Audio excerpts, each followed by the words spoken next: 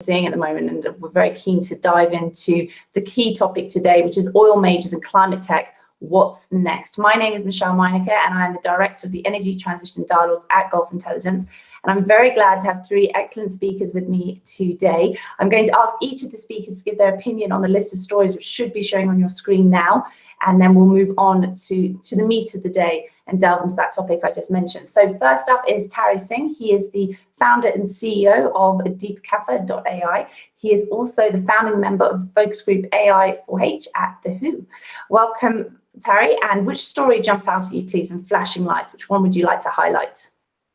I guess the one closest to my home that happened yesterday in the courts here in The Hague, which is about the court ruling on Shell's climate strategy. That comes pretty close to my sort of something I can talk very briefly about, the stranded assets, but also the energy transition.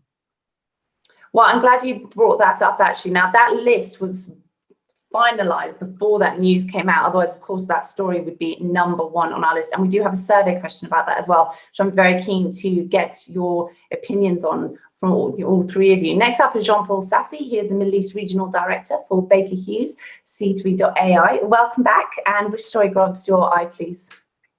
Thank you very much, Michelle. It's a pleasure to be with you today.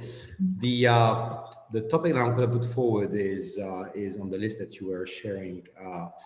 It's the fact that OPEC is now actively challenging the International Energy Agency, IEA, net zero path that was published a few weeks ago.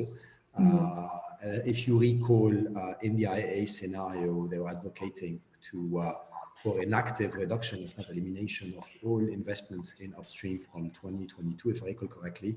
Obviously, the OPEC is challenging that analysis. I find the dynamics between the two organizations and the long-term scenarios that both organizations are painting to be super interesting and obviously super important for what we do.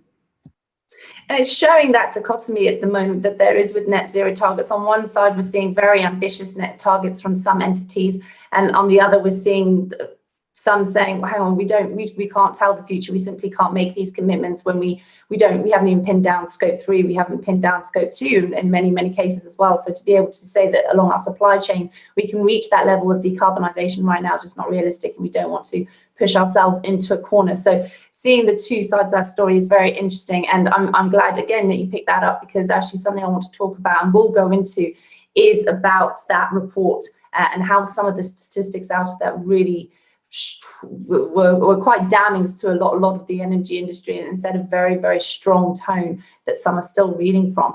And last but certainly not least, Dr. Satyam Piradashi. Again, thank you very much for joining us. He is the Technology Fellow and Chief Data Scientist at Halliburton. Which story grabs your eye this morning, please? So while the stories for the big oil was good, but I think from a technology point, the Bitcoin story is more interesting for me, because this goes back a couple of years back when the people started doing coin mining at home in apartment complexes in US, and suddenly they saw increase in their electricity bill and didn't realize how much power it takes. And now the world has realized that the energy usage for Bitcoin mining or crypto mining is significant, and it impacts not only just the energy transition landscape, but it will actually impact how we actually consume them in a long term, and especially with the geopolitical aspect of it becomes really critical. And hence this news is really at the right time to create awareness of what the cryptocurrencies can do in terms of the future of the energy transition landscape. Indeed. Right, let's crack on with the key topic of the day. So it's oil majors and climate tech. What is next? We've already touched upon with those news stories how the landscape is changing, and it's changing dramatically. The energy transition represents 14 trillion US dollars worth of uncertainty for upstream oil and gas operators alone, according to a new report by Wood Mackenzie. And last week, as mentioned, the IEA and this conversation going back and forth has urged countries to curb fossil fuel investments and limit sales of internal combustion engine passenger cars to achieve their net zero targets by 2050. And the roadmap laid out by the Agency for Carbon Neutrality calls for no new investment in fossil fuel supply projects. huge news. It has also recommended halting sales of new internal combustion engines by 2035, and urged, which we're seeing in some countries is progressing it as already, such as the UK, and urged the global electricity sector to achieve net zero emissions by 2040. These are huge statements going on in an industry that is already facing massive change, and we're seeing around $230 billion in impairment and asset write-offs in 2020 alone. So the financial environmental argument for fossil fuel divestment only seems to be strengthening, even with the rebound of oil prices. And in the background, we have talk of peak oil, of course, intensifying within the next decade. Some forecasts have it in the next few years, even peak energy, as it were. So there are a lot of different opinions. There are a lot of different stakes in the sand. And what we'd really like to do is get a sense of how you three feel about the next chapter. What can we really expect? And how proactive oil majors need to be when it comes to technology to make sure that they're on the right side of this conversation. So against this backdrop, Tari, what must oil majors focus on when it comes to technology advancements and their supply chain to turn these threats to their longevity, arguably, into opportunities? I think first is that there has been, first of all, a great question, a question of digital transformation. Something, consulting firms, big firms at McKinsey level or small strategy consulting firms have been pitching to not only oil majors, but widely across all companies that are in the ecosystem. That's our supplier ecosystem to the oil and gas. That just keeping the focus on oil and gas. But I really think that the transformation has not happened. And does it mean that the digital sort of exercise did not go through beyond R&D projects? That is something which currently is not anymore an option, and it has become a must-have. Just to give you a bit of an example on the stranded assets, at Financial Times, I think I read this wonderful article a couple of years ago. Was it 2-3 years ago? They were talking about these stranded assets, which a bunch of research firms have also spoken about in the last couple of years. So the message from the research community and analysts has been coming for a long time. Holding on to the assets and trying to move your assets and eventually invest in technology started happening already from Saudi Arabia as well, investing into big venture capital firms. But unfortunately, I still feel that the digital transformation within their own supply chain hasn't happened at a level where they have applied intelligence into the systems. So, I mean, if you look at these stranded assets, I just have put some notes in front of me. They're close to about $1 trillion of stranded assets that might emerge if the oil and gas majors are not able to make this change. But I think you should look at it opportunistically, because as much as we love green energy, we are conscious about the climate.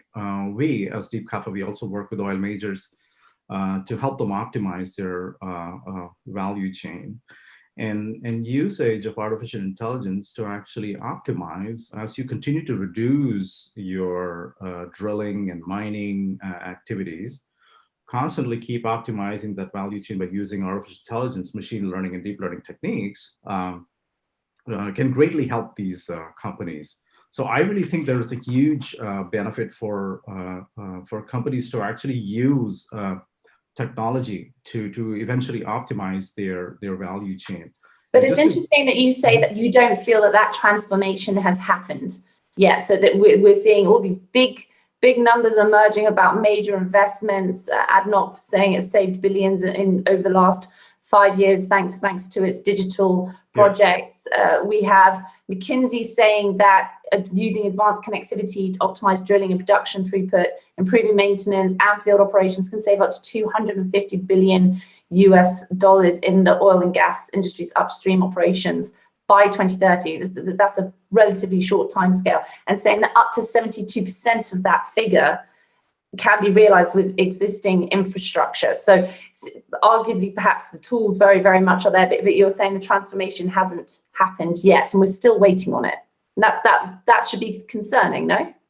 that is quite concerning. Just to give you a sort of a more, if you focus into some real value, for instance, when you see all the oil majors combined together have close to 3,000 gigatons of potential CO2 emissions, right? They've been locked away into their assets, and you have coal, you have sort of crude oil, natural gas, and a bunch of other sort of these assets. And the question is how long these assets are going to hold value. Now, if you start looking and correlating to, can we do carbon sequestration through intelligent techniques? Because today the techniques that are being still deployed are multi-year cycles. That is not going to help if you want to reach the 2030 goal of 45%. That's almost impossible. And when I say that, back in the 90s, I have worked in the oil and gas industry. I have transported crude, and even gas, propane, butane to different countries, working for large oil majors. So I have sat in those supply chains. The control of how, as a simple sort of refinery or unit, when you're trying to understand and how can you kind of take and allocate assets and use technology, it's possible for you to do that in your offshore installation, for instance. But when it comes to at the management level, and when you start expanding these and start unlocking value using this digital transformation, then we see that a lot of these exercises tend to move into, well, this was an R&D project, we're not moving forward with that. Satya, what do you think? Do you think that we should be concerned? Do you think that the comments that Tara is saying, do you think that shines a light on something that's we should be worried about this and the pace of change? Yeah, I think, if you look at last 7 years, since I became very active in this space, I would say in the last 2 years, the acceleration has been really better, especially, and I think pandemic may be one of the reasons where they started adopting the cloud technology for that matter, which I can tell you by February of 2020, people were saying we won't do that. And in March of 2020 said, can you help us, kind of.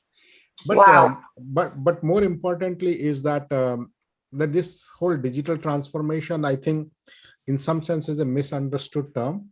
It is not something that you will have today we have no digital transformation, and tomorrow there will be digital transformation. It's not like an end point. The digital transformation is going to be a journey, and especially if we look at the fossil fuel industry or in general energy industry, right? Every time you combine things, you can actually improve on it. And if you look at workflows, whether it is the drilling workflow, whether it's the exploration workflow or any other, when you start looking at an asset in a holistic manner over the life of the well, say, let's assume 30 years from now, every year you can improve. So the digital transformation value creation will continue for the asset life cycle. And do you think the oil majors are maximizing this? Do you think that there's that? No, I don't think so, because they're all, if you look at where, if you can look at the articles, the published, whatever comes in open source or like what is published, you can see that people are still, as I think Terry mentioned briefly, that the projects doesn't go from R&D to production, right? And that is a well-known fact, because people are not able to take them forward, right? And it's not a question, because the measurement, how to take an R&D to production, the value path is not actually evaluated. The R&D is done because I want to do a proof of concept kind of a project, but that's not what it is. Anything you do, in fact, people, those who have heard me, I say, do the proof of value. Why? Concept is known, artificial intelligence is known, analytics is known, data is known, digital is known. So the proof of value need to be done. In which workflow, how much value can I generate or save or increase revenue, depending on which part of the industry you are. And hence, that is the critical part. And that will actually change the way we do things. And especially important when we are really talking in energy transition landscape. It is not just oil and gas industry. It is true for solar, and it is true for wind as well, because all of them will remain competitive when we have actually maximized the value of the data in these industries. And so this landscape, if you draw a three-dimensional map of this landscape, it's going to be very complex, depending on what country you are in, what industry sectors you are using, or the source of energy you are using, and what is your consumption profile. Yeah. Just before we go on to the first question, Jean-Paul, I think that it's something that you and I were talking about briefly before we went live, in that speed and the importance of speed, and how it's certainly all around us now. And just building on what Satyam has just said as well, how to move forward, because as was mentioned, we know that there's a huge volume of potential that's essentially sat in R&D banks and hasn't quite been commercialized and hasn't been fully utilized. And one of the survey questions we've got coming up actually asks if we could achieve so much more than we are now with the tools already available and the tools that are coming up. So from your perspective, what needs to be done to actualize these theories and these plans and actualize the value of these ideas? You're going to love my answer. Okay. Be a bit optimistic and look at the past. Historically, over the last few decades, it's not new, technology has always systematically over-delivered. Now, in some cases, it doesn't work, but in most cases, it has over-delivered. Look at, we were referring to the IAA report at the beginning. You know that report, and again, it's a reputable institution that has invested lots of effort into trying to actually put forward projections for the next few decades. Historically, at least on PV, solar panels, they have historically got this wrong for the last 20 years, every year systematically. I was looking at a graph while you guys were speaking of the projections they've made since 2000 until 2020. They always systematically, 19 times after 20, got it radically wrong. The adoption of PV globally has been significantly higher than their most optimistic scenario. That's one example. So coming back to the question you've asked, is just believe a bit more in it. Now, the other thing I'm going to put forward, which is also a fact, if we look at the next 3 to 4 decades targets, we've set net zero being one, and these are targets we've set to ourselves. When I say ourselves, the planet and human mankind, it's global, because we don't seem to have the choice. So we'll have to get there, either easily or painfully, but we don't really have the choice. Now, let's look at the technology contribution to enable those goals. There's a few percentages, there's a percentage I always put forward, which is half optimistic, half not.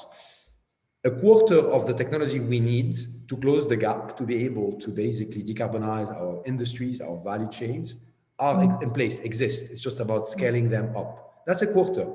Is it good news or bad news? We can debate this, but those technologies exist today, and they've proven the fact that it can be deployed at pace and at scale. Let's take the example of a few things that are relevant for the oil and gas industry. Flare management, flare optimization, that's one example. Not even CO2, methane, which is 15 times more problematic than CO2. That's one example among many others. Now, 40% of those technologies that are needed, so 25, we have it, 40% are in early stages. Now, they're not ready to be scaled up. We still need to invest in R&D for those technologies to be ready. They are not yet. That's a big chunk, 40%. 35%, the remaining, does not exist. We need to invent it. Now, we can either believe we're never going to be able to invent this as a global community, or bet on the fact that we're smart, taken collectively, and we've been able to crack those problems for the last few centuries. Now, fundamentally, I am optimistic. I really believe it's doable. It requires discipline, willingness, investment, policy making, and a few other things. But we really don't have the choice. It's a question of mobilizing the right energies and make this happen. And again, followers will follow, leaders will lead. We can't expect all companies, and in lots of cases, companies in the Middle East, to lead the way. They will follow. That it's been the case for a while. So those technologies are going to be adapted, and we can see it. The likes of Shell, BP are adapting, for example, AI at pace and at scale. Companies in the Middle East are starting to 4 or 5 years down the path. So it's taking time, but we're going to get there. They don't really have the choice. We don't really have the choice.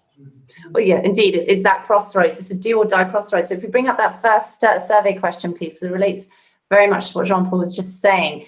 In the last 24 hours, we've heard that Shell has been ordered by the court of Hague, it's been touched on already in the stories when we started, to slash its greenhouse gas emissions by 45% by 2030, and investors are forcing Chevron and ExxonMobil to do more on climate change. This is a landmark ruling. It could trigger legal action against other energy companies potentially, especially laggards who have not been walking the walk, even if they've been talking the talk. And so what does this really mean for technology? Please just answer a quick yes or no on that. We'll leave that up for a minute or so to give yourselves and those listening a chance to vote. But I'm really keen to see, what does this ruling mean for those companies, not just those impacted directly, but all energy companies in the market who are seeing the news and thinking, oh, okay, we've really got to step up. How does that then translate into climate technology and them increasing that? Satyam, can I have your views, please? Yeah, so this, as I think John Paul was saying, that we have been predicting a use of different energies and we are not being corrected with the IEA reports. Again, this is all based on various modeling techniques and otherwise on limited data sets that is there. So if you look at the legal aspect that was presented yesterday in the news, I don't think that it will change the thought process, but I think it will change the actual implementation part. Earlier, if you look at digital transformation, people were talking for a very long time. What this will change is like, let's act now. Whether it will change the fossil fuel industry drastically, or whether it will change the other industries drastically, remains to be seen, but it will actually put into the realm of action rather than discussion. Terry, do you think that we would expect to see a rise in finance related to climate tech among oil majors in the next year or so? Not directly following on from this news, but this news adding to that tsunami of pressure points that we've been discussing. Do you think that's likely? You mean they're shifting their financial investments into green energy? Not green energy necessarily, but the climate finance. So it could even be using digital tools, as Satyam was saying, to improve the flow of current energy models, to improve efficiency, to reduce water wastage, to reduce flaring, that side of the whole picture. Do you think we'll see more of a financial push towards climate related technologies from oil majors? Yes, I definitely think so. I first of all, I want to actually sort of, this is in the defense of the industry that we've suddenly put into the black box. And Exxon, we had this the same day yesterday, Exxon in the US and Shell here, and I live here in Assam. This is the place where in 1973, Exxon and Shell together founded this company called NAM, which is like 10 kilometers from where I live, or maybe 5 kilometers, the headquarters. So suddenly putting and making a black sheep out of oil and gas industries is a very, I would say, not a way to kind of work with these companies, because they've invested a lot of time. I have worked in that industry in my younger days, and I know the amount of technological investments that has gone into making it more efficient. And I really think that was this push necessary? Were these legal notices and initiatives necessary? I don't know. But I do think that these companies are investing time in it. To be fair to the investments that we, for example, in the region in the Middle East, we're going to be announcing in the next couple of days already, in the region where you are already, and Pega knows about it. We are working with an oil and gas a player, a significantly big player, to actually implement AI into their value chain. So it is happening. They're investing in it. As much as it's happening here in the Middle East, which probably might be some beautiful cases in US as well. Today, you have a lot of oil and gas well owners who are now looking to digitize their assets. So we are seeing a massive surge in investments coming in. And I really think that Shell, Exxon, and other big oil majors will be putting in the next 3 to 5 years. There's going to be tremendous investment going in that direction. So we are very positive about these companies actually moving and shifting their gears. Jean-Paul, what do you think? Do you think that this ruling, it's not such a slap in the face, but it's an unnecessary push for an industry that has acknowledged it needs to change and is trying to change? I mean, it's a giant, it's a huge industry, and it takes time, arguably. So do you think that this ruling's unfair, or do you think it's exactly the sort of signal we need to get things moving? Because we are obviously not hitting those targets so far that we need to be.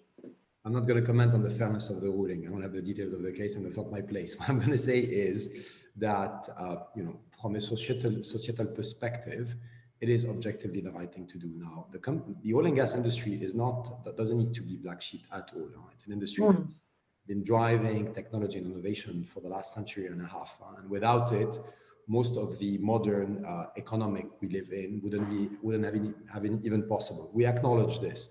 Again, a lot of very advanced technologies were initiated in oil and gas. Technologies that were able to put the man on the moon, blah, blah, blah, blah. We all know the story. Now, the transition that industry needs to go through is violent. It's probably one of the most existential crises it's ever been over the last probably 15 decades. Is it easy? No. Is it happening? Yes. At which pace is it happening? Well, that really depends on the policies that are being imposed or progressively imposed now or lobbied for or against. What we've seen with the court ruling is an acceleration of that. I remain very optimistic because, like I said, a big chunk of the problem is solvable. Now, it does require capital, willingness, and capabilities. Again, 25% of the problem is already solvable with existing technology. That's a lot. And again, the problem is not production, it is emission. So yes, produce, but make sure that when you do produce oil and use oil, you're actually limiting the impacts. I'll stop here. Indeed. It's not a case of being at panic stations just yet. It's a case of using the tools that we have and increasing that level of innovation that we've already demonstrated is certainly viable for the human race. So if we could bring up those survey questions, please. Survey question, we'll survey answer now. See which yes or no, which one won. Okay, so yes, that's a pretty clear result there. Satyam, we're going to be wrapping up. I'd like to give you the last word, please, on what you think of that survey result. We won't have time to do a second, unfortunately. We'll have to say that for next time. So what is your view, please, on that survey result? Is that what you expected? I expected that from the survey. Certainly, I expected that, but I don't see it's a do or die kind of a real situation, right? Because you see, we are a pretty mature industry, whether fossil fuel is pretty mature.